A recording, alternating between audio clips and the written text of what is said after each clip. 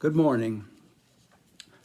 In our day, in the midst of the coronavirus, with its negative and destructive effects, and also being very aware of our political scenery with its attacks and fighting, I want to share with you a quote from a very special book. The title of the book is The Power of Servant Leadership. It was written by Robert K. Greenleaf. The book was recommended to me by a friend in Neosho many years ago when I was teaching an adult Sunday school class called The Seekers. Dr. Greenleaf writes about the word compete. The word compete. Quote, "This is a curious bit of history of usage of the word compete. Modern usage puts it in a, quote, to strive or contend with another, unquote, while the Latin origin of the word is competere, to seek or strive together. The clear implications of the origin of the word is that competition is cooperative rather than a contending relationship. In our nation, we enjoy many events with a strong competitive nature. Football, basketball, baseball, soccer, wrestling, tennis, golf, many others. All are competitive. Each sport is focused on competition and winning, which means, of course, that one side wins and the other side loses. Is there any sport that is based on a win-win outcome? No, they are all, I believe, based on a finish of win-lose. My awareness causes me to ask some significant and, I hope, very valuable questions. Has the competitive nature of our games been allowed by us to be translated into other areas of our lives? For instance, there's a possibility that marriage relationships have, perhaps outside of awareness, developed into such a competitive nature that it has resulted in marriages that adopt a win-lose effect in our primary relationships.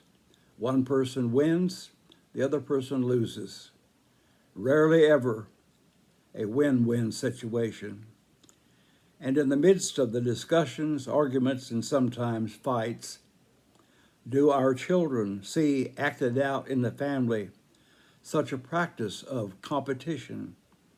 If so, how extremely detrimental to the future of our family and families, and the relationships within the family, and the future relationships our children will have with each other in their schools, their jobs and vocations, and indeed in their lives.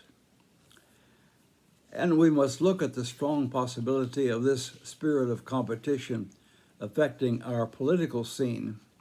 Is there any possibility, however remote, of developing in our governmental entities the practice of working together for the common good, of seeking and striving together, or, as Greenleaf describes the opportunity, of working together, discussing together, deciding together for the common good and the ultimate goal, unity? In a long-range relationship such as marriage, deciding and deliberately choosing to have a cooperative rather than a contending relationship is crucial to the future of the marriage. How do we work these out, whatever the problems are? Not, how will I decide I'm going to solve this and then telling the other person, this is what you need to do. Empowering the other to feel valuable, respected, cared for, and yes, loved is a worthy goal for every relationship. What a wonderful prescription for working together in the political arena. How can we solve this together? How will we work this out together? Let's sit down and rather than contending and fighting, Let's seek to find a common ground and solve this together.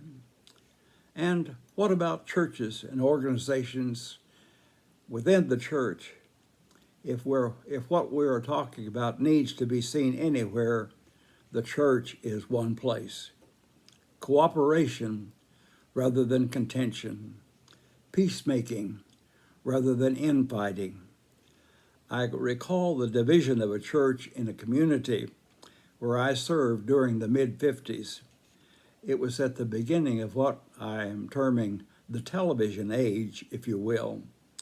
The subject under very serious discussion in the church was whether members of the church should allow televisions in their homes. The members of the church could not agree, and contention and argument and lots of heated discussions took place. Finally, the question became so intense, so strong, and the disagreement so vicious that one group left the church and established their own congregation in another part of the city. The church split, or rather, persons split the church due to the religious battle. A major necessity on the part of each one of us to accomplish the goal of cooperation rather than contention is really seeing the other as worthy of respect, of consideration, yes, even of loving. How will you work with others in your group, in your marriage, in your family, your church? How will we work together as a nation to build bonds of cooperation? The rewards of such a vision might well be, I hope they would be, a whole new sense of personal respect and value, a goal that is worthy for each and every one of us. Let it be so, beginning with you and beginning with me.